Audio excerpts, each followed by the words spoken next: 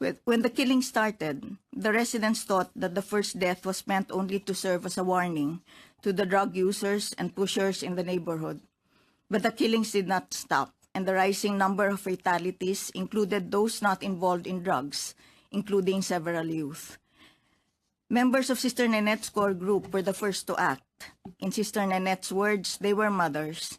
It was not okay with them that their neighbors were getting killed. This started with candle lighting and holding prayer service for the dead.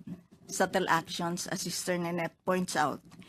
They became even more disturbed when they heard people say that those who were killed were worthless and deserved to die. With no action forthcoming from their parish priest, Sister Nanette went to the bishop, who called for a meeting with NGO lawyers. The most eager among the lawyers was a young woman, Attorney Tin Antonio of Center Law.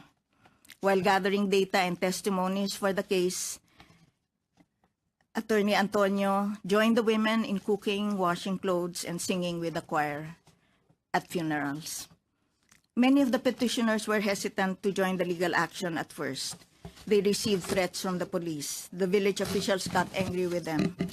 Even their families asked if fighting the case would bring the dead back to life. But they persisted. Sister told the petitioners, even if we lose, at least you can say you fought for your loved ones. The media report about the deaths, but they have no names, only numbers. Identifying and naming them, you give them back their dignity. 2 days ago, the Supreme Court ordered the government to release all documents related to Duterte's war against drugs. The police assigned to the neighborhood have been changed. Killings have waned, but they still happen under a different form. No longer by the police, but riding in tandem teams. Every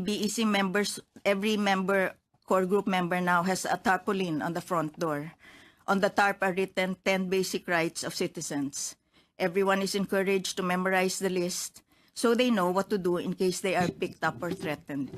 Sister Nanette herself narrowly escaped being identified because she was not wearing a veil when the village ombud came looking for a nun.